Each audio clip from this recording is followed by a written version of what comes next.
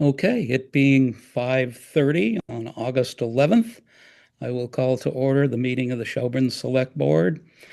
The first item on our agenda is the acceptance of the minutes of our previous Select Board meeting on July 28th. I've read them. I found nothing that would change the accuracy of them. Rod I read them and feel the same. and Andrew, we're discussing the minutes for July 28th. Did you have a chance to check them or prepared to act? Yes. Perfect. We need a motion to accept, I make a motion we accept minutes as we viewed. So we're talking about both sets of minutes? just the 28th, The since we weren't 28th. Oh, yes, I'll second. moved and seconded. Any further discussion? Hearing none, put the matter to a vote. Rod, Aye.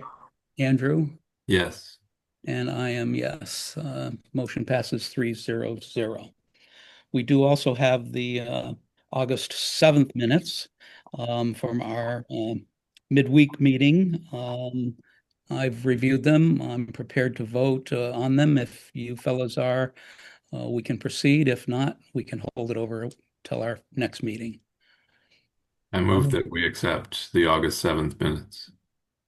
I second. Moved and seconded. Any further discussion? Hearing none, put the matter to a vote. Andrew, I, Rod, Aye. and I am I. Motion passes 3-0-0. We have appointments this evening beginning at 5:45. We can kick off with liaison reports. I have a fairly short one. So I'll begin. Police Department, our search for the police administrative assistant has been narrowed from over 20 to 5 or 6, and preliminary interviews to narrow that list further before the full member board does final interviews is in progress. Police Services Advisory Committee, summer vacations are really killing us to get a quorum. Hopefully, we can find a date in September. Franklin Regional Transit Authority Advisory Board, their next meeting quarterly is September 18th. That's all I have. Rod, any reports from you this evening? Just that I was talking with the tree warden, and it looks like he's making progress on a wood bank. But I don't want to say too much. I want him to be able to inform us, he's making good progress. Okay, That's about it for everything, I guess. okay. Andrew? yeah, I have a few updates.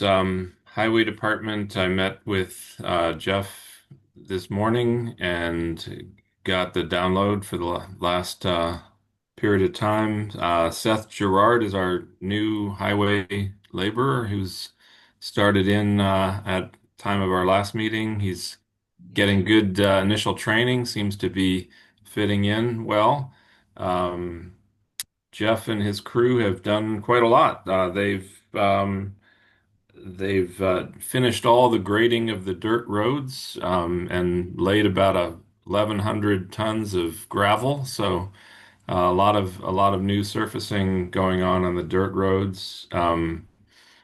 The Carpenter Road, they have a Concom hearing coming up to deal with storm drains and drainage.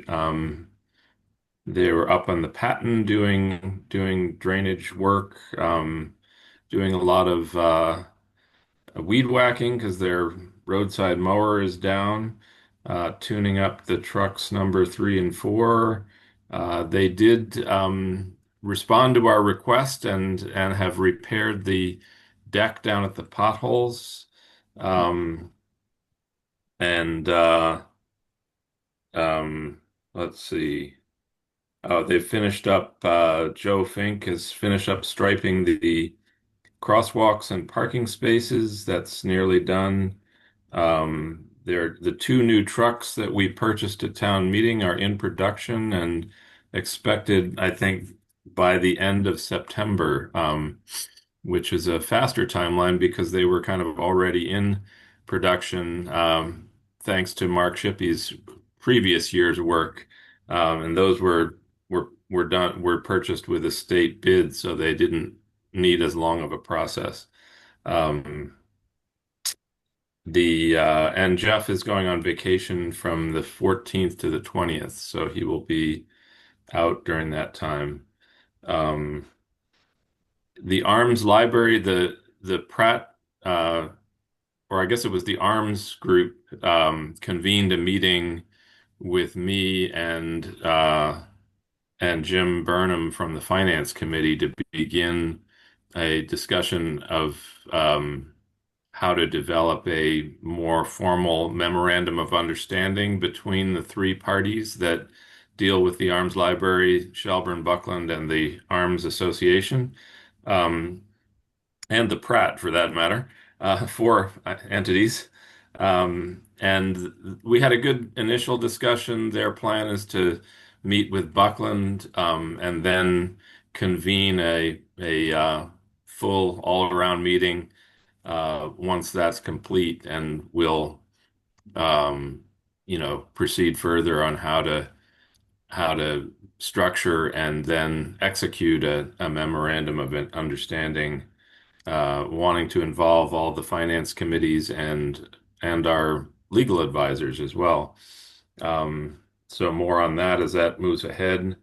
Um, Memorial Hall Theater, the painting I think is almost complete. They're moving into the lobby. Terry, do you know if they finished that up? They are finished. They were moving stuff out today. Okay, so that's all wrapped up. Next step is refinishing the floors, and the chairs will be arriving in mid-September. So the project seems to be on schedule and looking very good. And we'll have more on the Pocket Park when we get there. I did send an inquiry to the CPA committee about the eligibility of a deck replacement project, but I have not heard back yet. So I'll report further once I hear from them. That's all I got. Perfect. Terry, you have anything for us this evening? Just a couple things. The town received our draft audit reports for fiscal year 24. They noted 8 observations, which I intend to sit down with the accountant and treasurer when vacation schedules allow, just to review the observations, discuss where we can make improvements, none of which are serious. Of course, the GASB conversation will come up again, but the auditor rendered a pretty neutral opinion on that, so that should help. And then also, I notified each of you last week as things were unfolding that the Hampshire County Group Insurance Trust needs a mid-year 20% increase over the 20% increase they assessed July 1st. And they're attributing this new need for unforeseen high claim rates, and the weight loss drugs is what's driving them near bankruptcy. Our treasurer has estimated that the town will need an approximate $53,691 to pay our share of the cost between now and June 30th. But I want to ride this out for a few months because we typically have a decent balance left in that account at the end of the fiscal year. And if there's a transfer to be made, I would recommend that we make it closer to the end of the fiscal year. Okay. That's all I have. Just to follow on that note, the Linda Dunleavy of the FERCog did send out a note, with a whole raft of questions that they are researching and exploring with the Hampshire Group Insurance Trust. And so they will hopefully have a little more information. And it sounds like their financial condition is kind of an evolving story. So I think Yes. Terry is prudent to kind of let it ride and let more information be gathered. Yeah, the FERCog is definitely investigating other plans for towns to consider. Maya offers a plan. There's the government insurance co-op has a plan, but there are penalties for transferring from one to another, and whether those individuals with outstanding claims would be covered if we shift. So there's a lot to be learned Hmm. here. Yeah, it sounded like that whole question of the claims trail or tail of how you shift claims when you move from one plan to another is kind of a tricky one. Yes, Yeah. that's all I have. Great. So by allowing us to kick it further down and get more information, this new number will start October 1st. So we will pay that from our existing proposed budget and deal with any adjustment necessary when we figure out how things are going to land. Did I get that right? Yes, we'll probably start seeing a deficit in that count. I can't predict when, but we will definitely see a deficit. And whether we can do an internal transfer to cover that in the months of May and June, we'll have to see how big it is. Okay, terrific. Thank you all for that. We've got about 4 minutes before our first public hearing. I want to start that on time. Old business item A, Pocket Park. You folks did have Terry, Andrew, and Rod as clerk of the works met with the successful bidder on Monday, and I hear all went well. Any quick comments on that? I thought he was very competent and friendly and you know the bottom line is that he's proposing to start shortly after Labor Day and possibly sooner depending on how his schedule goes. He's estimating about 2 weeks at time frame, so that seemed acceptable to us in terms of minimal disruption to the village. And, you know, I think he comes highly recommended by his references. And his plan is to, you know, meet with us in a couple of weeks when he's got his sort of vision of the project laid out, and he'll come up with stakes and markers and stuff and sort of lay it out before any digging happens so that we can have a final conversation to make sure we're all on the same page and then we'll go forward. Terrific. He's also amenable to amending the contract because his bid did include 10 trees, and we're going to back that out and see how many border shrubs we can get instead, and then plant the trees at a later date. We did also have a nice fortuitous meeting of the director of the water district showed up, and so we got some information about how to complete that water hookup, so that can happen as well. Great.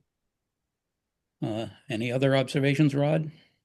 No, just that he seemed very friendly and he was willing to work with us. I was Right. very impressed with him. Glad to hear it. Glad to hear it. Still got a couple more minutes. Building facilities, ground positions. The minutes we just approved were the beginning of that interview process. We had 4, got down to 2. One had car trouble, and we ended up interviewing only one.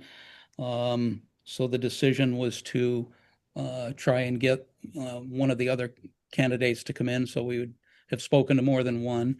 We'll be setting a time for that after vacations, like first week in September, second week in September. Is that Even the last week of August, if we have afternoon availability, I would love to set something up before I leave so that we can have them in. Andrew, Rod, last week of August? That works for me. I'm okay with that as well. Same time frame would be preferable for me. So Oh, so yeah. would I know we're tied up with interviews on Wednesday, the 27th. Would Monday or Tuesday work for either of you for an afternoon? I can do either. Yes, I I can can do do that. either. All right, I'll check with him and let you both know, all of you know. Thank you. Terrific. That would be the 25th or 26th. Yes, Terrific. Thanks for doing that, Terry. you're welcome. Okay. It is 5:45. So I will open the public hearing on the Eversource request for a new pole due to the bridge replacement at Dragon Brook on Bardwell's Ferry Road. The abutters were all duly notified, and I see several of them here this evening. And to speak to the request is Eversource Peter Bednars is on with us. Peter, the floor is yours. Want to give us a thumbnail? Uh, Good afternoon, Peter Bednar from Eversource.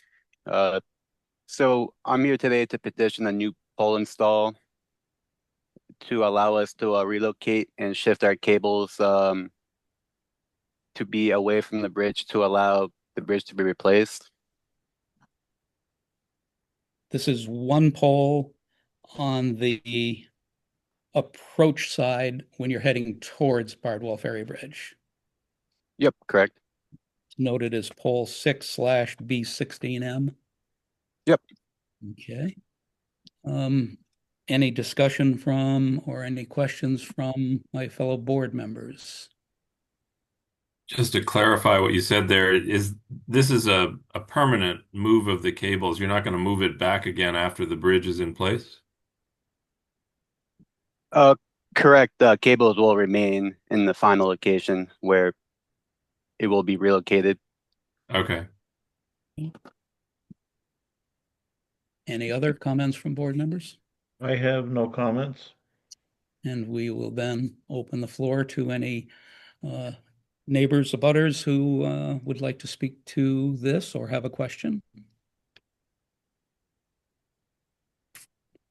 And it looks like we're just in a listening mode. Can you Oh. hear me? Yes, Terry Caldwell. Caldwell. So I'm the person who owns the land that the pole would be moved. So the couple quick questions. Is there a pole being taken down, or this is going to be in addition to what's already there? It will be in addition to. In addition to, and it will be approximately 5 feet out from where the ones are that are closest to the road? Yes, the new pole will be installed 5 feet away from the edge of pavement. It's on the other 5. side of the road, isn't it, though? From the existing poles? Oh, from existing pole, At least that's my memory of it. the length will be around 50 to 60 feet. And it will be on the land that is owned by me, Teresa Caldwell, versus the land that's owned by Sue Cerner. Is that my understanding? The pole will be installed on the town right away. Okay, so that town right away would then be on, if you're going away from the repaired bridge, it would be on the west side where the field is, just to clarify? It would be on the left side. I don't know if that's west. Oh, it is, yes. Okay. Okay, so that's on my land. I just wanted to confirm. And sure, I mean, we have to get the bridge repaired. So, yeah. Okay. Do you need any more information from me?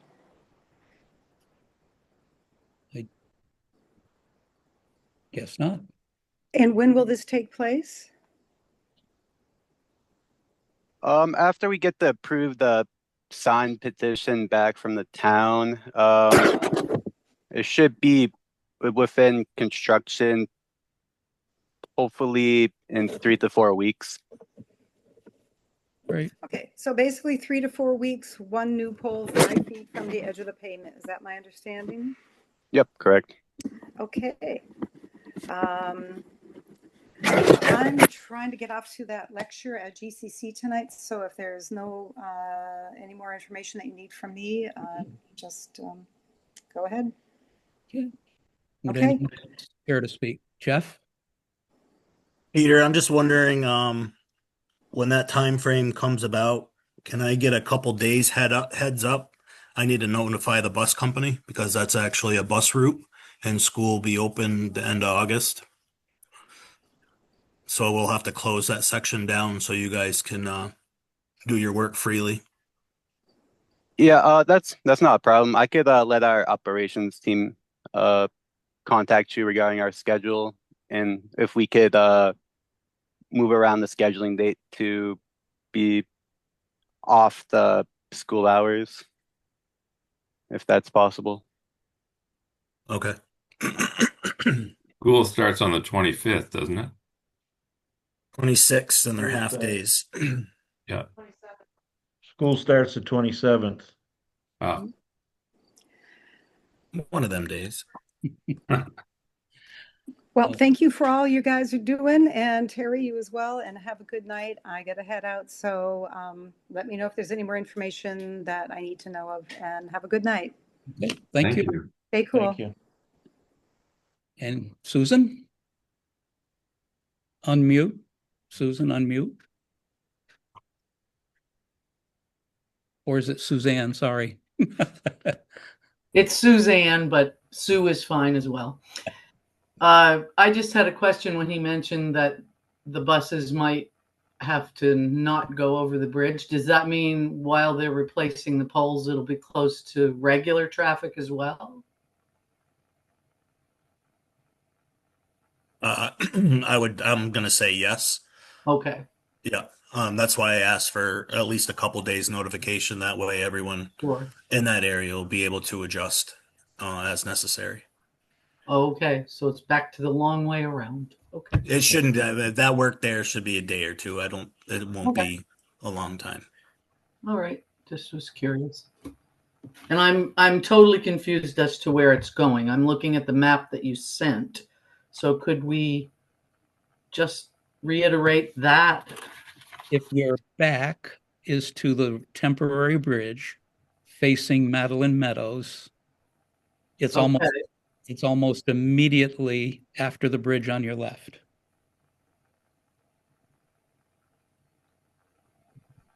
Okay. So is that opposite Sue Sterner's house and Terry owns that land? I don't know if it's opposite. I'm just looking at the map that came with the notification of this meeting. That's So what I'm looking at as well. You can see the green marker. yes, It's- and I'm trying to figure out where is the temporary bridge represented here? It's not those dotted red lines, is it? Yes, that's going over Okay. Dragon Brook. Okay, so all right. All right. So I have a sense of where that is then. Okay. Great. Thank you for the clarification. Okay. Anyone else care to speak to this public hearing in regard to this poll? Hearing none at 5:53, I will close the public hearing. And I will open the discussion on the floor to the select board members to consider a vote to approve the petition for this new poll location. I'll move that we approve the petition. I'll second.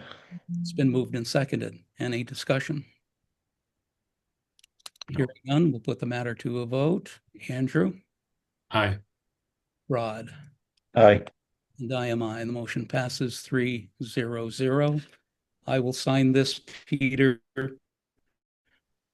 no later than this Wednesday, and it'll go right out to you. Thank you for your time today. Good. Thank you for joining us. Our next appointment is for 6 o'clock. We have Nathan Moreau from MEMA who is on, and our Emergency Management Director, Tom Williams. Not being a public hearing, I have no problem with starting 6 minutes early. So we have until 6:15 max. Give it a go. The floor is yours. All right, thank you for having us and including us in your agenda this evening. Tonight we want to talk about another important plan that we want to update. It's called the Continuity of Operations Plan, or COOP for short. And I've invited along our expert, MEMA rep, as you mentioned, Nathan Moreau. He's our local MEMA coordinator, and he's got a plan on how we can make this short and simple and not very hurtful to our time. I'll turn it over to Nathan. Thanks, Tom, and thank you everyone for having me tonight. It's much appreciated. I believe I've met most of everyone here, but for those who I haven't, Tom gave me a good introduction. I'm Nathan. I cover Franklin County, and before my time, I was a planner for the city of Chicopee. So writing plans and working on plans is very second nature to me. So really, the goal here is to create It's a simple right now. It's a one-page annex that gives each department and boards and commissions, we like to include them as well, a simple one-pager to fill out with their department name, their normal location, their essential functions, alternative facility if they have one, and order of succession. And then finally, and honestly, really is the most important part coming out of COVID, was the essential records and databases, is how you can access your essential records and databases. So I've did a few of these. I've done one in Ashfield, and the way we did it was we opened up the floor to have a 15 to 30-minute sit-down meeting with both the EMD and I, where we can fill it out with you and answer any questions that you may have. Or we send you the annex on your own, you fill it out, you send it back in. And this kind of just goes throughout, like I said, all of the town departments plus the commissions as well, such as like planning board, conservation, and such as those. So COOP is just, I think, a really good thing to have, especially even for small towns, because it really talks about what you do on your normal day and what you do when the bad days happen too. So it minimizes that downtime should, we get another pandemic, which I think we're all expertly versed in at this point. But it just maintains that essential service that the towns do for their residents. So if anyone has any questions, I'd be glad to answer. I thought that the threefold piece that was sent with this, I don't know if you sent it or Tom did, was helpful in giving us a very good overview on this as well. Yeah, that was a really good piece that came out of, I believe that one's a FEMA doc, but we use it as well for us as well. So it's very helpful. Terrific. Tom, any follow-up comments? No, just that we'd like to get this going as soon as possible, not draw it out. Again, Nathan has a plan which he'd like to get going on, and perhaps get it done before a couple of months, if minimum. Just get it done. Yeah, it really doesn't take too long. Like I said, it's like it's a one-page annex, and then we work together to combine all of them into one document that we would then present back to you folks. But it's really, when we did it in Ashfield,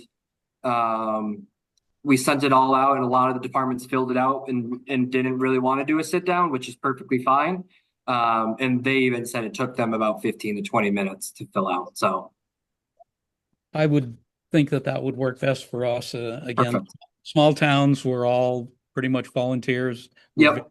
Very few department heads that would need to have an interview anyway, and this would allow us to kind of allow everyone to tackle it as time allows. And exactly. I think you'd turn it around a lot quicker, especially in August and September. Exactly. January, maybe. Yeah. This time of year, not so much. Is there any question of what we're talking about as far as COOP? I mean, is there any questions from the literature we handed out? I mean, as the importance of all this? My only question, as I read it, I said, okay, this all makes sense. Okay. Good to have a plan.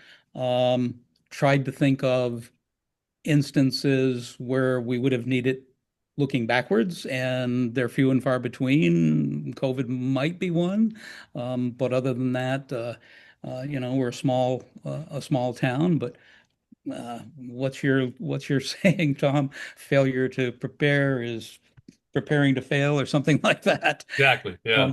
From Ben Franklin. So, well, some examples might be suppose for whatever reason you couldn't get into the town hall for a few days. Can normal governmental operations proceed on a regular basis? Let's suppose that the town garage had a major fire or it was flooded and they couldn't get into the use any of the facilities there. Is there a plan to for the town hall? Is there a plan to work elsewhere or from home? Do we have access, remote access to records and whatnot? In the case of the town garage, do we have, if there's a major fire and a lot of our equipment burned up, do we have a place where we can go to either rent or buy more equipment on a temporary basis? You know, what are those plans? What are we thinking about? Those are the things I think Coop really addresses. And the possibilities of what I mentioned, especially a fire. I mean, they're Mhm. kind of remote, but not so much either. Rod, Happened before. Yeah. Rod or Andrew, any comments or questions? I Don't think the last time there was a major fire in Memorial Hall was about 100 years ago, but it was a pretty serious one from what I'm told. I don't remember it. Neither do I. So, just so we're all clear and on the same sheet of music, Nathan, what's the plan going to be? A little more detail, please. Yep. So basically, I'll have Tom work to send out an email to the department heads and to the volunteer commissions on basically a quick synopsis on what Coop is. Go over it, and we'll offer them a sit-down day if they want to come in and work with me. I apologize, my dog decided to act up now. To come and sit down and work with us in that 15 to 20-minute gap. But in the meantime, we will send out that annex as well for them to fill out if they would like to just do that too. So it just gives them that two-prong update. So we give them an office hour date, but we also give them an opportunity to just fill it out on their own. Terrific. Would it help to, in that communication, say that the select board has supported your completion of this form promptly as possible? Great idea. Great point. Thanks. Yeah, I like having the town buy-in too. It does make a difference, I've noticed. Andrew and Rod, are you good with that? Good with that. Yeah, I'm fine. I just have a quick question, Nathan. How large is the document that you produced for Ashfield? I think George ended up with about 23 different boards or commissions and departments, and each of those equal about a page. So you're looking at less than 50 pages altogether. I think the longest documents was for the fire department because they do have obviously more equipment, different types of preps. So I will confirm to Tom and to get back to you, but I believe it was about 50 pages max. And most of those were just the simple annex forms. Okay. Just trying to get a sense of what the end product looks like. Yep. Yeah. Let's see. Actually, I have Ashfield's pulled up.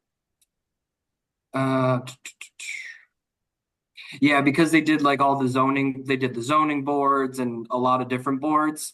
They had A through S in annexes. So however many letters that is. Okay, thanks. Yep. Terrific. Well, you did as promised and kept it tight and short, and we don't mind that at all, as long as everything's clear and left in mystery, and you certainly made it that way. No, I appreciate everyone for having me on tonight. Thank you. Appreciate it. Thank you. Seth, thank you very much, guys. Okay, our next appointment's not till 6:15. The subject matter at hand is the Hill Cemetery, and my understanding is that the chair of the Hill Cemetery Commission is going to join us and has not as yet. So I'd like to leave that sitting until a little closer to quarter after, which would allow us to deal with a few more things. I think the two Wheeler ones may require some time to discuss. So if everybody's okay, I'd like to go to jump ahead to new business item C. You have a letter or an email from Joan LaPierre regarding the appointment of Caitlin Slawinski to the Open Space Committee. The resume was included as well.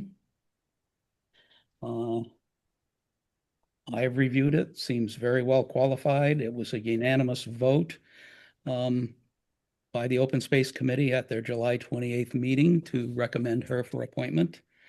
I believe it's the only vacancy currently on that committee, which is really nice. Any comments or discussions on that? Maybe we should call it the Kenburn Orchards Memorial Seat on the Open Space Committee there. Since we're losing the Flaccuses and gaining the Slawinski group. But no, she seemed very qualified. There was a nice article about the two couples in the Recorder taking over from Larry and Susan Flaccus. I agree. It was a great article. I agree also. So do we have a motion to appoint Caitlin Wilkins Slawinski to the Open Space Committee? So moved. I'll second that. Moved and seconded. Any further discussion?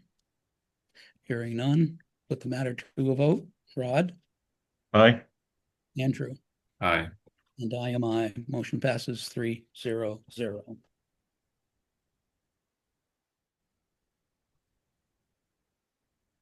We have a minute to talk about any other business. One thing is our next meeting is proposed for a regular cycle of August 25th, and I would like to suggest that we cancel this meeting date and resume our regular meeting schedule on September 8th. To hold this meeting would require a posting for that 8:25 agenda within a couple of days of today. Obviously, it would be virtually useless to tell people what we're going to talk about with the agenda put together that far out. So I know of no pressing matters, timely matters that need to be dealt with, and we could always include anything that may come up during one of our interview sessions for the week of the August 25th that we're talking about trying to set a interview date for. Any thoughts on that? That's fine with me. Are you, It's when fine you with say me. the 25th, are you talking the police admin or the buildings and ground?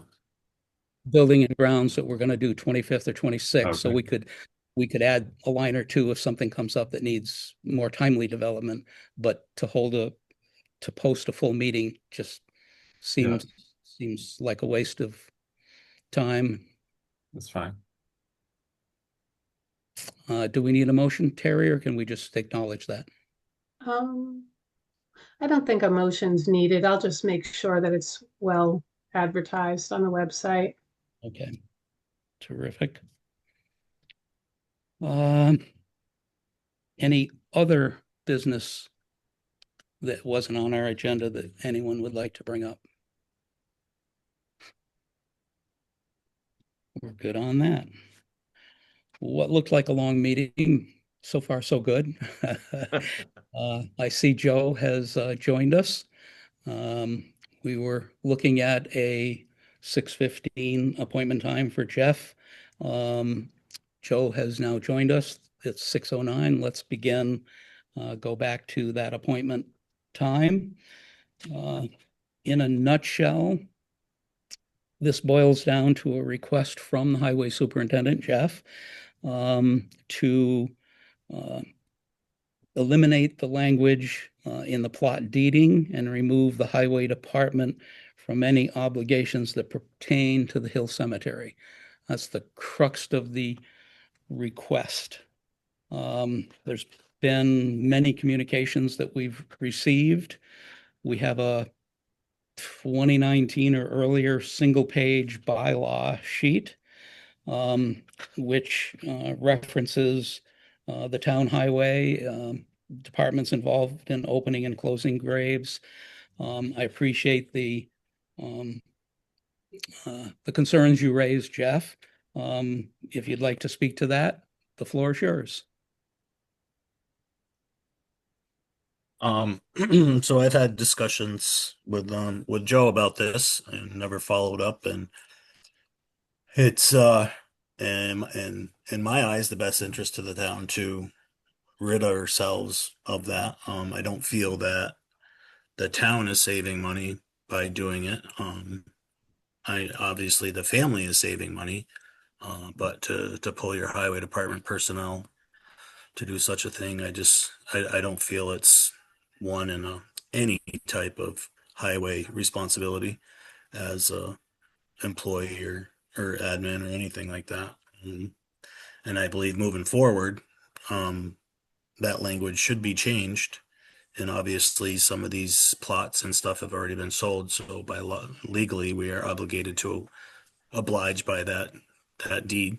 It is a legal document, and I'm not saying it's not. I'm just saying, looking into the future, when that's the current section of the cemetery is getting tighter and tighter, and the town only holds a backhoe, which is a large piece of equipment, we'd end up having to rent an excavator, which is an additional cost that's not budgeted into anything.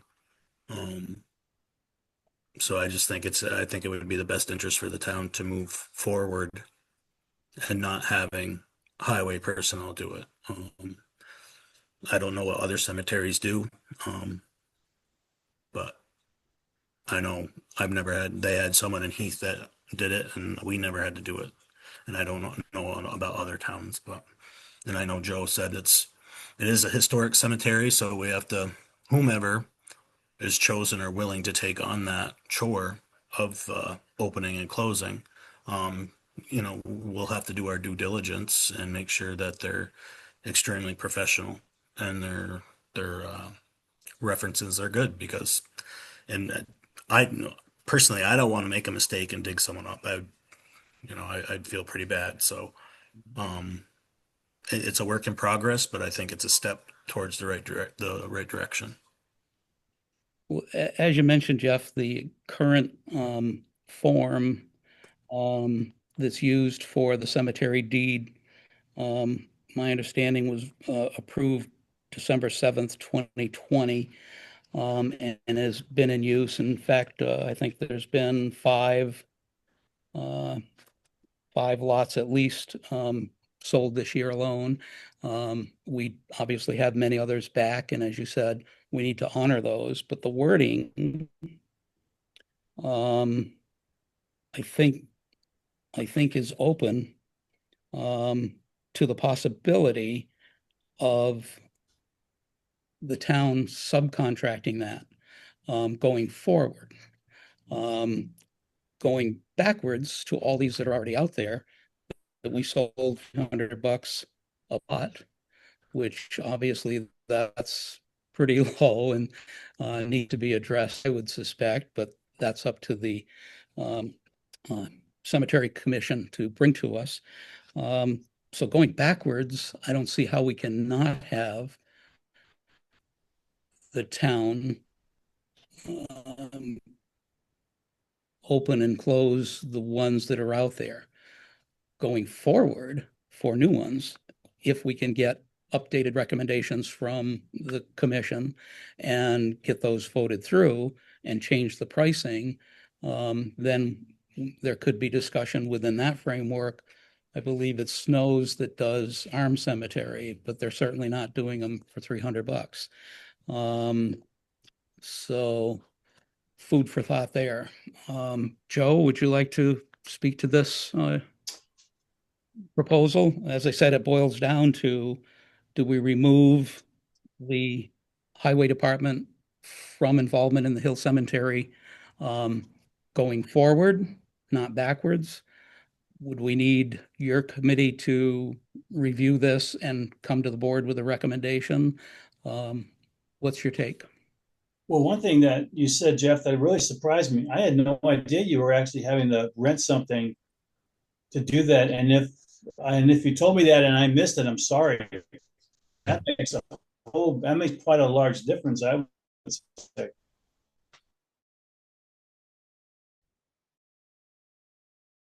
A surveyed area. As that fills up, our backhoe is too large to maneuver, and we would have to rent something Okay, to gotcha. maneuver All right. in there. Okay. All right. So Rod, you had mentioned, and I will get into it, Rick, in just a second. Okay. I want to ask Rod a question, if that's okay. So Rod, you had mentioned to me that you helped a few times to dig in the cemetery. Is Yeah, that it is true? true. How long ago was that? It was either at the end of Orm's tenure Yeah. or Pete Hillman was Okay. new. And we That dug was them at by least hand. 30 years ago. Yeah. Oh, yeah. Do you remember any compensation that they said anything? They just asked for help. They asked me if I'd help, and I helped, and I did it free of charge. Okay, that's good information. So just a little quick history. When the Cemetery Commission was formed, and I think it was in 2012, and correct me if I'm wrong, Terry, on that. If you maybe not now, but maybe later. I think it was 2011 or 12. Might have been a little earlier. We were following. I mean, I wasn't on the commission then. I didn't join the commission until 2019. I worked with them as town clerk loosely, but I really wasn't working with them as a commission. They had 5 members then. And the only one that's still alive was Nancy Hammond. So I talked to her a little bit. She doesn't recall anything about, the dollar amount. They never discussed it much. It was what it was. That's what it was. So I did a little research from when they took on, when the commission took on. I find no documentation there, but I did finally find, because our deed situation is very poor from about 2019 backward. I mean, everything from 2019 forward, we have good documentation of what we've sold during that 6-year time period.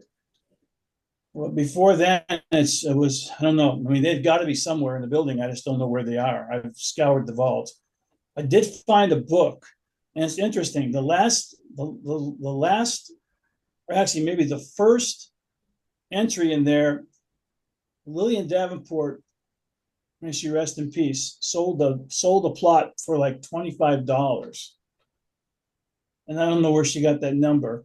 But as you move through that book, with the 15 or 20 that are in there, up to 2015, when I wrote the first and only one that I sold from that book, there's not one in there that was $300. Everything was $50, $180, $25. There wasn't one in there that was $300. And the first entry that I made in 2015 was the year prior, before I became town clerk, was $300. And I'm sure that's because Beverly told me that's what they were. And maybe I remember that when I was still a selectman then. So today I looked at some old records, and the furthest back I went was 1932. And there's a section in there called the Hill Cemetery Association, 1932. And they were paying $100 then to someone to do something. It's open-ended. I have no idea what that was for. I know who it was to, but I don't know what it was for.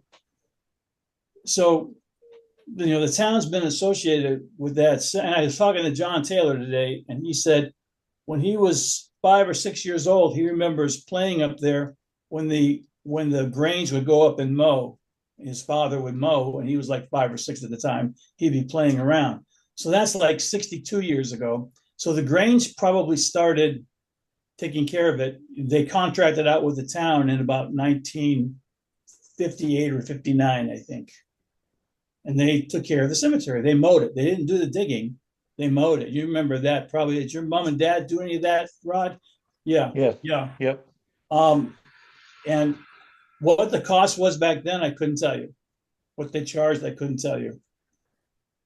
All I know that for a very long time, meaning the last 10 years anyway, and before that, we were charging $300 and the highway crew was taking care of it. The document that Jeff found in his folder, I have no idea what the document is or where it came from. I think it probably came, Terry and I were talking today, maybe from the Dick Bowl period, maybe, but I don't know. So going forward, the cemetery commission met the other night, and we understand where Jeff's coming from, and if the select board decide that it's better use of the highway crew's time not to be digging in there when there's a passing, which there was just over the weekend, and I was talking to Jeff about that today. We understand that, but I did make contact with Snows and Sons so I could get an idea of what we're up against. And after our conversation and another conversation today with Terry, I think when I go back to the commission, my thought process is going to be one of two things. It's either, if you decide that the highway crew will no longer do this, we can either put in our procedures. It's not bylaws, it's guidelines or procedures. And the ones you have, I think have been reworked. I mean, I don't think that was ever, if that document was voted on, we should look at it, because I think that's been a long document in process. And the one I sent you just lately is the most recent. And I think on the last page of the one you have, Rick, there's something highlighted there. I don't think the selectmen signed off on it as yet. And that's okay, because it's been a long work. If we were to hire out and go with Snows and Sons, they would take us on. We've got that secure through David Lowell. He would charge, the charge from Snows and Sons would be, excuse me, would be, and I told him we do not do winter burials. We do not bury from November 1st till, help me out, Jeff, November 1st till April 15th, something like that. Yeah, can't hear you, buddy. Yeah, it was sometime in April. Yeah. So for the period of time that we bury, they would charge us a full earth burial, spring, summer, or fall. The open and close price would be $800. Cremation burial, open and close, would be $350, and a full earth burial that's green, which they know how to do, would be $1,025. So if we go with those prices, or we decide to go that direction, we can do it one of two ways. We can either put into our procedures and guidelines that it costs whatever we decide the price should be. I mean, we do need to raise the cost. But we've always felt that we've been giving people a deal and never thought much about the highway part of it, because that's what they always did. I mean, is that true, Rod? Yes. That's the way it always was, as far back as I can remember. Yeah. I remember my dad doing it. Yeah. So the Hill Cemetery is $500 or whatever it is. And then we would put an item in there that would say, contact Snows and Sons for cost of opening and closing grave, which would then lead them to Snows and Sons for the next step. And that's what the price range would be. That's one option. Another option would be that we could ask the highway guys to continue doing it, and find a way to pay them to do it. I mean, I dug graves for 10 years. I know it's hard work. And I didn't do it because I needed the money. I did it because I was trying to be community oriented. But it's hard work. So I understand, maybe if we were to pay them for doing it and we could figure that out, how to do it somehow legally, maybe that's an option. Or, and this is the last one, this is really radical, and Rodney can help me out with this, I'm sure. Small mini loaders don't cost terribly much. I don't know, maybe $5,000-6,000. The right, The real small yeah, minis. yeah, maybe that wouldn't be right. But if we invested in a small mini loader to where that would make it easier on the guys and they could continue doing it, would that help in costs? Would that not make sense? Would it make sense? It's a little bit out of the box thinking, but it's something that it's another option. So, we're going to talk about it again. The ladies on the committee that I'm a part of, they're very much in favor of going with snows and suns. And I am not quite sold yet because it is said 1 second, Andrew. I'm almost done. I'm not quite sold yet because I just need to think about it a little bit more. But I'm sorry, Andrew. Andrew, first. Oh, just to get a little bit of context for what we're talking about in terms of the going forward and the existing, do you have a count of how many plots have been pre-sold that have not yet been occupied? We can make a stab at it, Andrew, but we have no detailed information about how many plots are in there and that are not occupied. I mean, that have been sold. I'm not talking about what's I have potential. no detailed information on that I can find. Now, Jeff and I can look at the maps and we can tell you there's probably maybe 50 or 60 in there. Maybe we've sold 19 since 2019. And we found 20 more through our ground penetrating radar work. So once we've surveyed those out and the plots are laid, we can start selling those. And we're still looking for more. So potentially there could be quite a few more new lots in there. But what's in there now? I don't mean, Jeff, you see those maps. What do you think? Well, the ones that we can read, the map that we can read, I believe we marked out that there was currently 28 or 29 open plots. And then that's the current surveyed, the unsurveyed area. We don't know how many are there, but obviously you can fit quite a few out there. You mean out in the front? Yeah, we own that whole area out front. The town owns it. And that has been surveyed, but the plots have not been laid. And in the future, that's going to be a whole nother section of the cemetery that can be utilized. But it is possible that beyond the 19 that that have been sold, that there are other plots that have been sold in the past that have not yet been dug and occupied? Yes, I'm sure of it. I would bet you there's 50, 60, 70 that have not been, I'm talking about plots that have been sold but not yet been dug. Okay.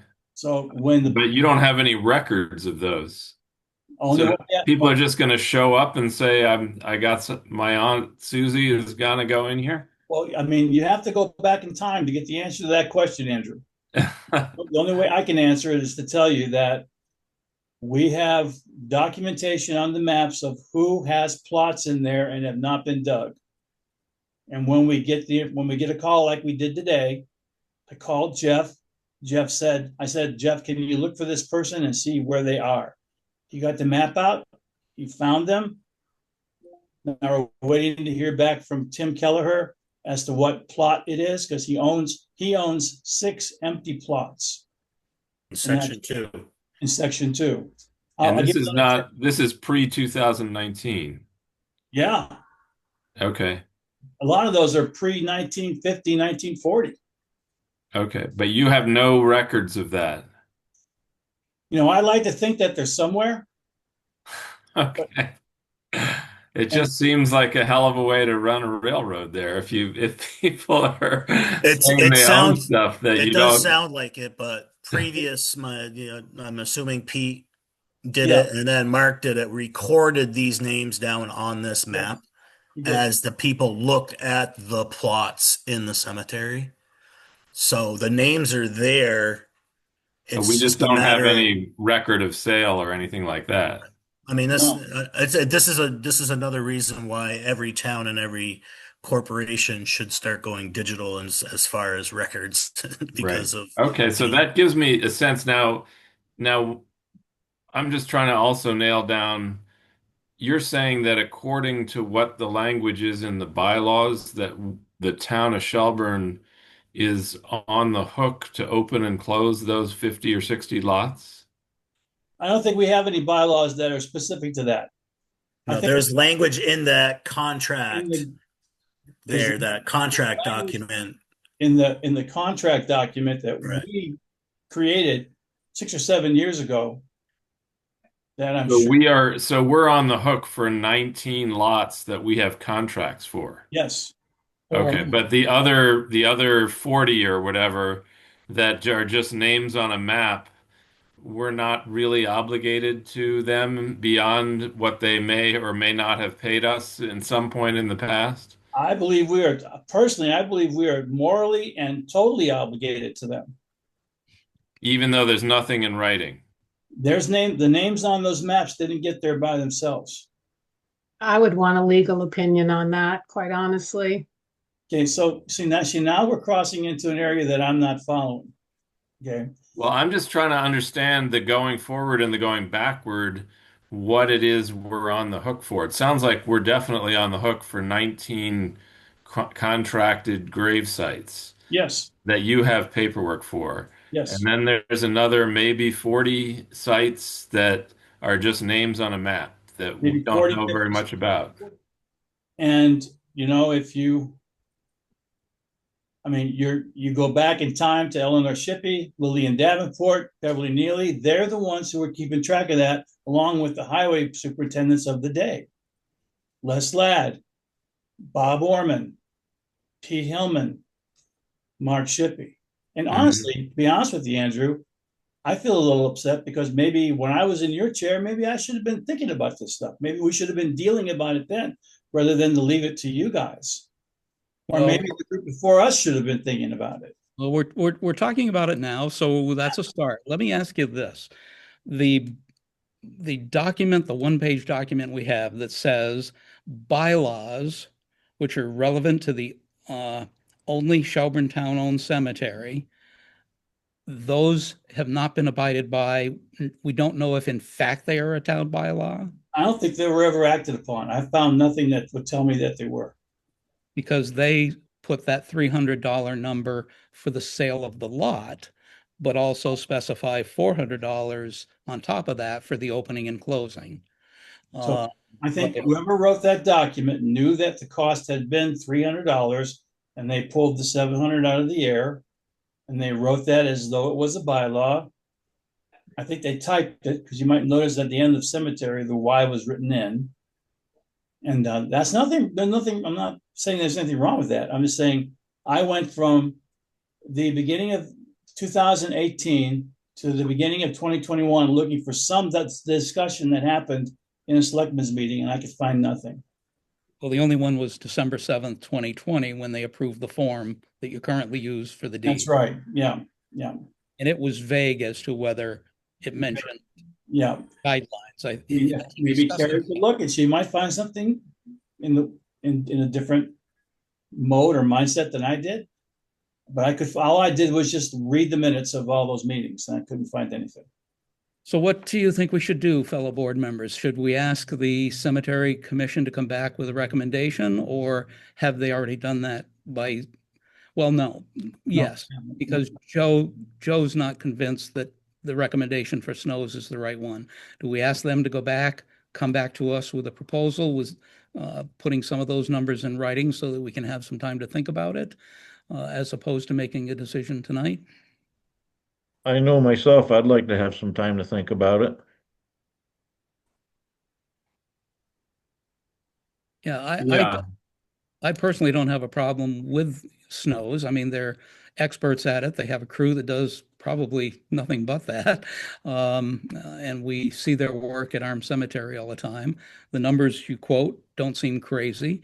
And to me, it would involve, if that becomes the recommendation of the committee, simply giving us a reword cemetery deed document form like this one that you suggested as Joe, that it would be a new dollar amount, and call Snows for your options for opening and closing. But that would be for going forward.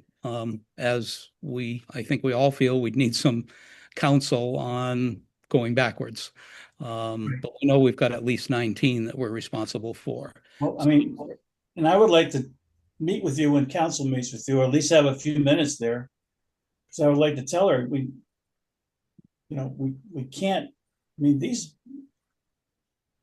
plots have been there and they've been purchased years ago, decades ago. Well, that's a separate sliver of the issue. First, let's attack the one tonight, which, as I say, boils down to It's not Jeff's separate. request. It feels like we might just say, hey, we're not obligated to any of those. We're out. It doesn't feel that way to me. Okay. All right. Thank you. So let's stay focused, and thank you, Jeff, for bringing this request to us. You've obviously started a discussion that needs to happen. We'll ask the cemetery commission to come back with a recommendation and propose new contract for deeds going forward. We'll act on that, make a decision one way or the other, and then we can tackle the backwards forwards issue. I don't think they all need to happen at the same time, but we can work that out as we go. Andrew. Just a couple more questions and points. One, Joe, is that in my mind, there's a distinction between saying that a cemetery plot was sold for X dollars, 25, 50, 100, 300, whatever the number is, and whatever the cost of opening and closing that lot. Those are two different things. So I think we can be pretty clear that if there are names on a map, that somebody sold that lot to somebody, and that they have a right to that lot. I'm willing to take a name on a map for and hope that we have better records going forward. But that to me is an obligation of the town. The opening and closing, that I need more counsel on, because if that wasn't written down, that's the kind of thing that should be inflation adjustable, not just, you pass a bylaw and say it's $400 when today it's $800, that's not something you want to have on your books for decades and decades, because the cost of that's going to change. So that's where I think some of the discussion needs to happen. I'm personally friendly to the idea of, the going forward idea of contracting out with a designated vendor who's vetted and known and all that. I think we do need to explore, do they need to be bonded or something like that, so that we address the issues that Jeff raised about potentially digging up other people and stuff like that, and what liability would come back to the town were that to happen and somebody get upset. Um, and and we also need, if the town is going to continue doing digging, we probably need to explore the legal ramifications for our liability and our town employees in terms of indemnifying them or the town. So I think there's a bunch of things to be thought through in terms of the going forward too, and how if the town is gonna continue digging graves, how we're gonna do that safely and legally, and protect the town in the process too. Joe. I guess I have three comments to that, Andrew. I apologize if I misunderstood you earlier, because what you just said about, obligations to the people already there and the names are on a map. And I understand we're on the same page with that. Mm-hmm. We've only, in the years that I've been involved there, and this dates back to, meaning not as a selectman or as a town clerk, but the church has a stake in that cemetery because that's where the town started, where the first church was, and we have a lot of parishioners who were buried there. And we had one that had a little girl who lost her life in the 90s. And that's the only time I ever seen us actually dig up something else. So one time in the years that I can recall have we actually had a little accident there. So I'm not so worried about that. We're very careful when the probing's done, even though I think Jeff and the commission would probably be more comfortable if somebody else was doing it. And lastly, I tend to agree with you. I think that could be a good option going forward. And I think the Snows and Sons would be great at it, but I need more time to think on that. And I want to talk to the commission again. So, All right, you have your plate full. Come back when you've got a direction you'd like to see moved. And if you have questions along the way, you know where we are. yes, thank you. Thanks. Jeff, thanks for bringing it to us. Appreciate it. Okay. We are back to the last two items under new business, A and B. This is Carolyn and John Wheeler regarding the APR project ID 25A03 or 03, I should say, certificate of notice. So the certificate of notice is in fact a request from the state for this project specifically. The Commonwealth acting, I think I have to read this, right? No, I have to read this next one. Their cover letter basically says we ask the selectmen to announce that the Commonwealth is considering the acquisition of that property of John L. and Carolyn E. Wheeler for the stated purpose, which is protecting in perpetuity its superior and productive agricultural resources by preventing the conversion to other uses. We ask that your municipality agree to reduce the 100-day notification period to 60 days and ask that we waive that period. So the requirement on this first step or this first line item is to simply announce, make a public announcement and have it noted in the minutes of our meeting. And I'm required to read this notification that we will need to sign and send back the confirmation that it was done. So it is a notice of proposed acquisition of an agricultural preservation restriction on property in the town of Shelburne. The date of the notice, July 21, 2025.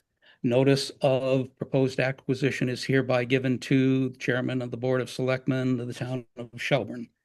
Separate notice would be given by the department to the appropriate county commissioners, regional planning, and the general court representing the district in which the land is located. In compliance with General Law C-7C, Section 37, the Commonwealth of Massachusetts, acting by and through its Department of Agriculture Resources, hereby gives notice that it proposes to acquire an agricultural preservation restriction, an APR, on the real property identified herein for the purpose of protecting it in perpetuity, its superior productive agricultural resources by preventing their conversion to other uses. The application received by the MDAR, that's the Mass Department of Agricultural Resources, indicates that the property is owned by John L. and Carolyn E. Wheeler and consists of parcels located on Reynolds Road and Little Mohawk Road in Shelburne, as approximately represented on the map that was included. The APR may encompass all or parts of the area shown. The current use of the property is primarily for pasture.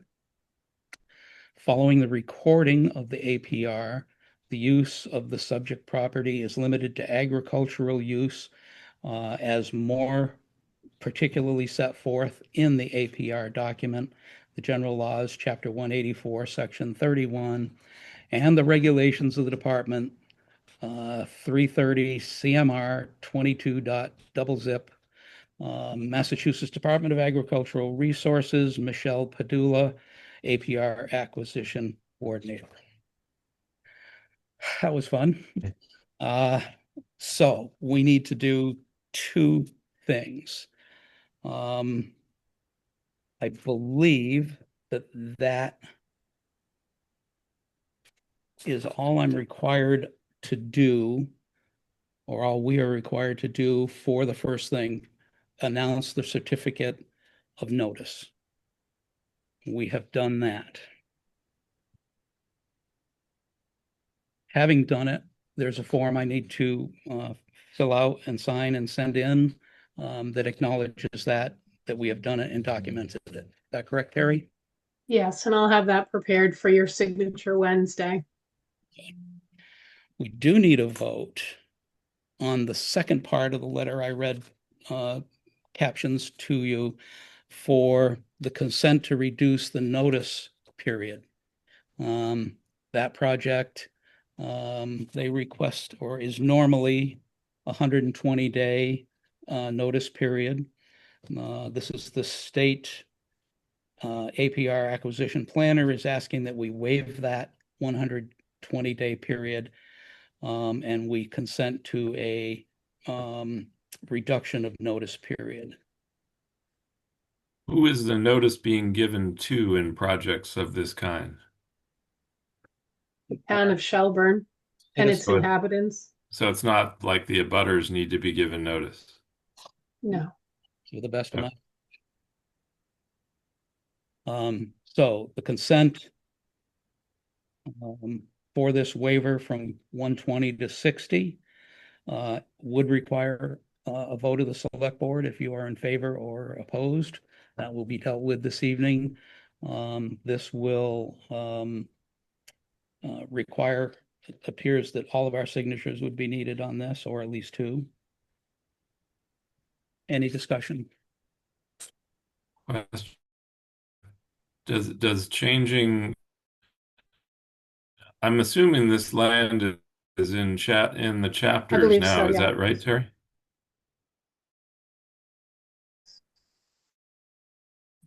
Does APR piece of land change its tax value?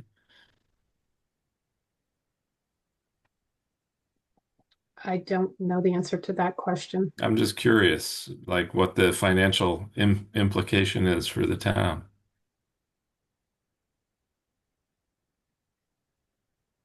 I don't either. I read somewhere that portions of were under that chapter, but it led me to believe not all of it was. We're talking about 222 acres. Mhm. And as you see on that map, there's a bunch of different lots. Whether they are all under that, I have no Okay. idea. Well, it'd be nice to just for informational purposes to maybe get a little small report from our assessor about what the current taxation of it is and what it will be when it goes into APR. Is that a doable ask at our September meeting? Yeah, certainly. Okay. Good. That was the main question I had. I don't have an objection to this project. I think preserving farmland is a good thing generally.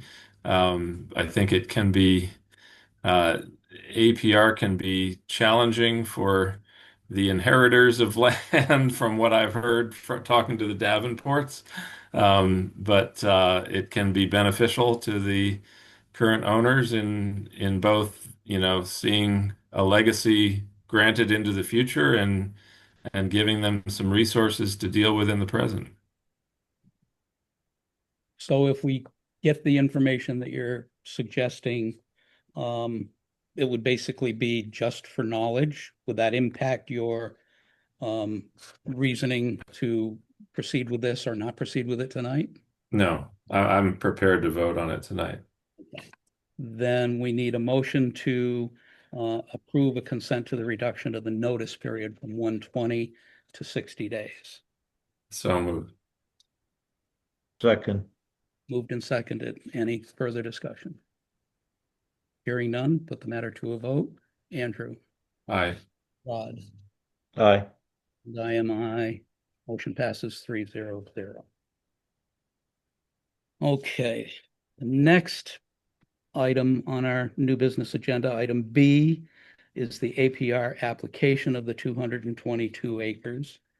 As you read in your packet, this also is from Michelle Padula, explaining that a local contribution from the municipality, a local land trust, or through a bargain sale donation from the landowner itself, has been determined that a local contribution of 5%, which is a minimum, they suggest that, or the department policy requires 5 or 10% of the APR appraised value to come from a local contribution.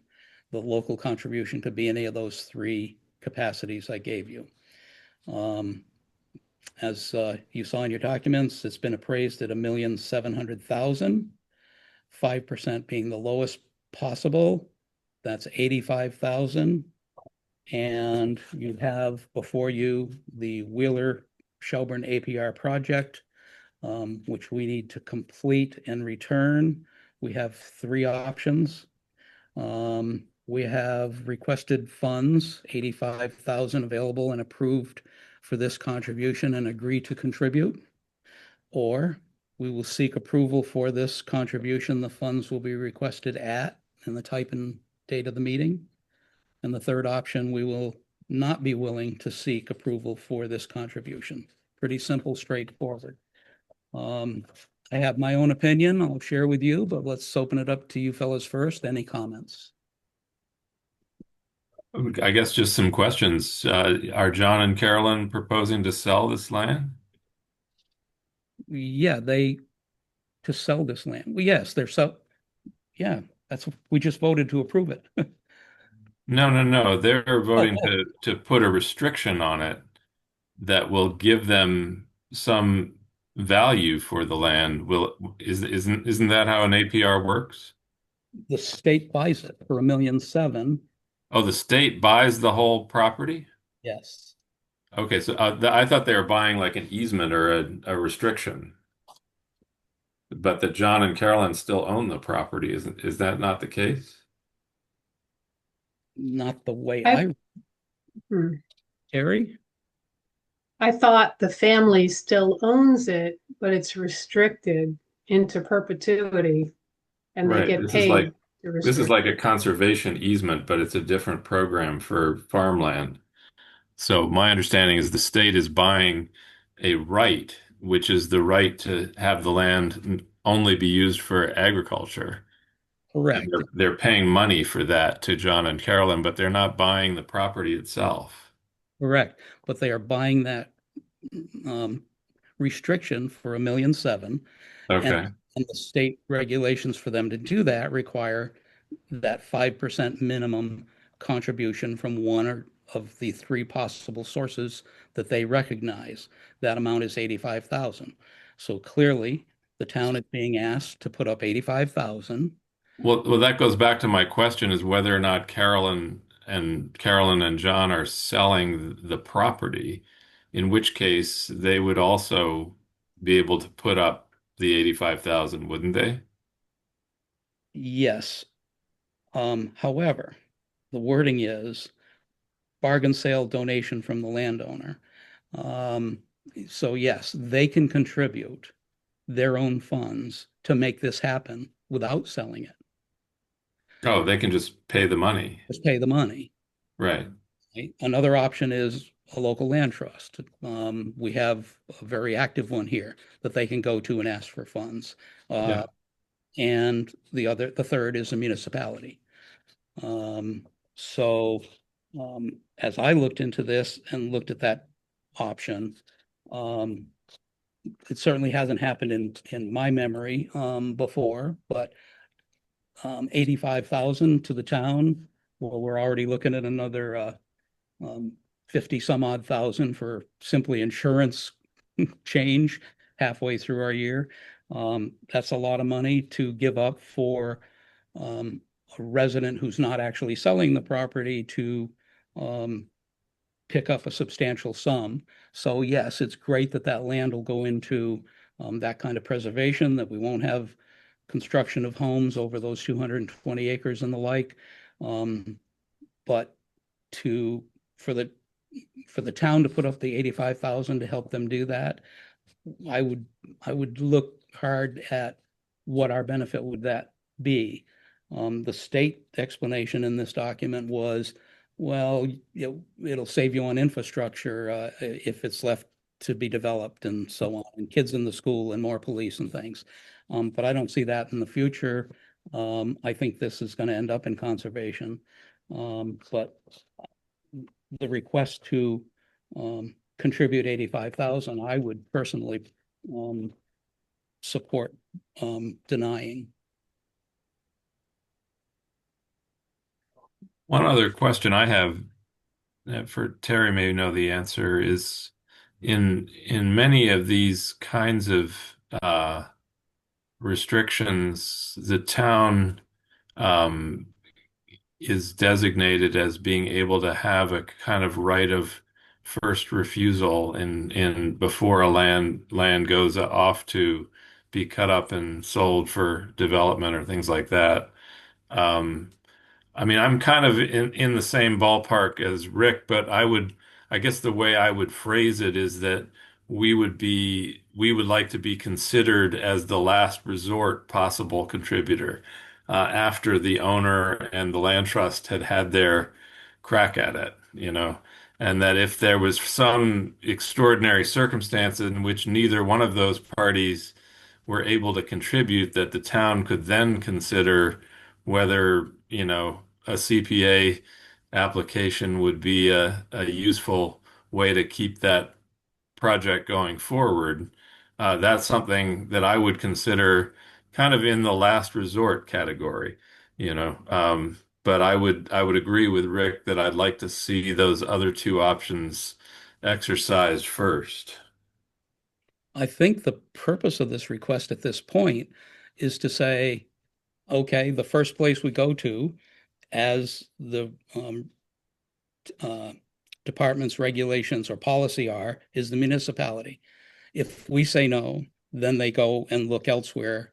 And the last resort would be, instead of taking a check for $1,700,000, they would take a check 85,000 short of that by their own contribution. I was just reversing the order and saying, to me, it makes more sense to ask John and Carolyn that question first, and then the land trust, and then us.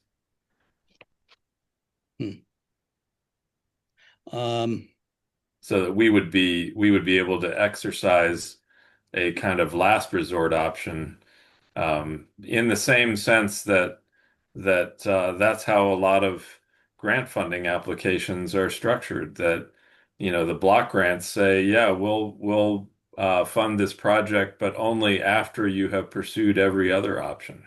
I appreciate that. We just reduced the action to 60 days from 120.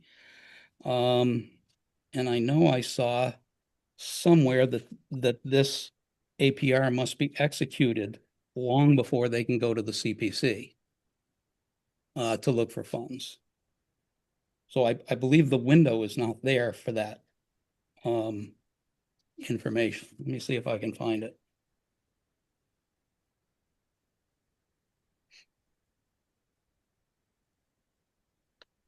You mean they need the 85,000 up front? They need to close in the 120 days on the APR. We just close that to 60 days. All right. So that means the Wheelers have to come up with an answer for that 85,000 within 60 days.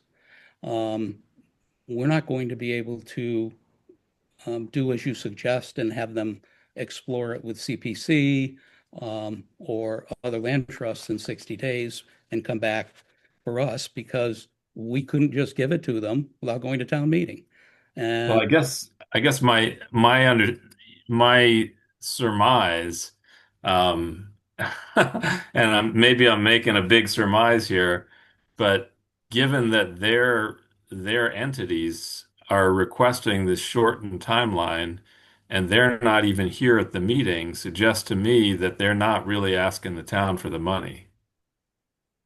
Well, I would agree. And so I would then agree with you and say, no, let them pay the $85,000 and expedite the process and do it in 60 days, since that seems to be what they're asking for. I would agree. That's the way I read it. And as I said, there's no way we could pull off. Let's say we just said, "Oh boy, let's get this done. Let's give them 85,000." We can't do that in 60 days. So I think your assumption there is correct. I support what they're doing. I think it's great. I think the possibility of a town meeting approving giving 85,000 for a 1,700,000 back would be a tough sell.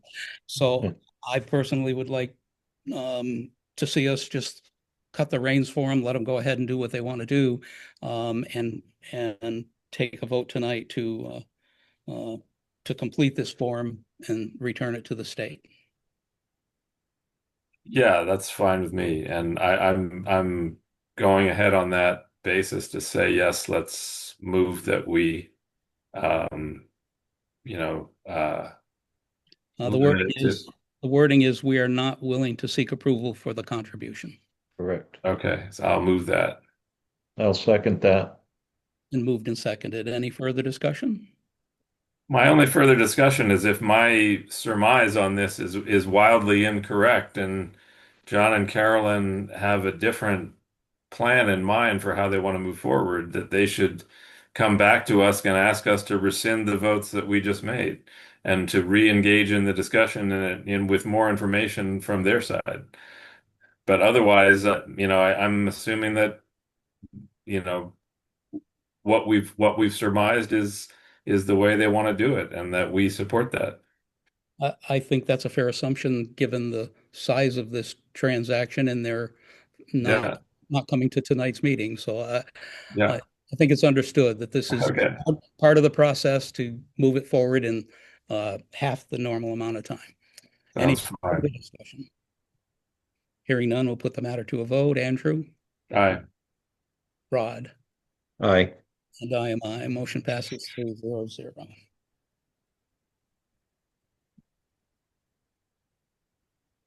Okay. I believe we are down to correspondence. Philip Bragdon, sorry, has tendered his resignation from the Energy Committee. My understanding is he's looking to be appointed to the CPC and doesn't want to do both. So I would suggest that we just acknowledge with our thanks for his service on the Energy Committee and accept his resignation. I don't Yeah, believe I think he's not allowed to do both. So he's choosing one over the other. But yeah, Phil has been a great contributor there on that Energy Committee, and I'm sure he will be on the CPC. and that should come to us at a future meeting. We don't need a vote, just acknowledge acceptance. Everybody's good with that? Good with that. Perfect. My only other comment, Terry, do we have a list of vacancies that we might advertise in the next two-town news or something to try to drum up some new participants? I know the Energy Committee has a candidate in mind. Oh, And they at our do. last meeting, we were looking for a conservation representative for the CPC, and that's where Phil's going to step into. Okay. So I think we're set. Okay. So just the sewer sounds like the next Yes. opening. Okay. All right. And that public hearing and meeting of the Concom is tomorrow evening, and I do intend to attend that meeting, and hopefully I get an opportunity to nudge them to name a representative to the open space, which they haven't filled. Okay, the second correspondence is Matthew Marchese is not accepting reappointment for the another 3-year term to the Sewer Commission. I assume that's the one vacancy you were referencing, Andrew? Yeah. That's the only, now, as we accept this resignation, leaves you just one shy? Yeah. Okay. And we have two, yourself and Matt? Matt Larrabee. Yeah. Okay. Same thing, we just need to acknowledge and accept with a thanks to the years and years he's put in to that and his previous service to the town as well. Yes. So moved and so acknowledged. Matt Yes. has been a very knowledgeable and helpful contributor on the Sewer Commission, and we will miss him. Terrific. I have one quick correction to make. Philip Bragdon will be serving in the Historic Commission seat on the CPC. The Conservation Commission has yet to bring forth a member, and they've pulled their members and no one is interested in serving. So Right. I'm not sure how you go about filling that. Well, Does that's that then just become an at-large seat if they decline to fill it with their own group? not in the CPC. It's specifically a representative from Planning Board, Conservation Commission, et cetera, which is why I intend to needle them a bit tomorrow night. So it's just like a permanent vacancy if they don't fill it then? Best to my knowledge, Huh. there are at-large positions in it, but there's also. Right. No, it seems like a design flaw there. We didn't have an active historic commission, so we did appoint a citizen with historic background. So we may have to do the same for conservation. Let's see what we can get done tomorrow night. Good. Well, thank you, Rick, for nudging them along. Here's one other correspondence that I don't know if we all got, but I got as well, that I think is worthy of mentioning tonight because it's timely if we're not meeting again until September 8th. It was an email from Meg Ryan, who's the FERCog Regional Health Nurse. Notification that the State Health and Homeland Alert Network is advising that the West Nile virus risk level has changed from low to moderate in our 5 towns. Those are Monroe, Rowe, Charlemont, Heath, and Leiden. There's been no known cases of West Nile, but the mosquitoes trapped in Leiden and Rowe have been found to be positive for the West Nile virus. So we abut several of those real closely, and I think it's worthy of just mentioning that people, as she is suggesting, take all the normally appropriate precautions. And that's all I have. All right. We good to go? Yep. Good to go. Motion to adjourn. So moved. Seconded.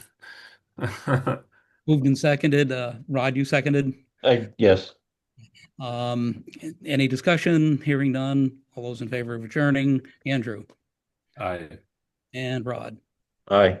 I. Motion passes 3-0-0. Thank you all so much. Not bad, 7-08. Well done. Have a good night. Thank You you. too. too. Good See you night. soon.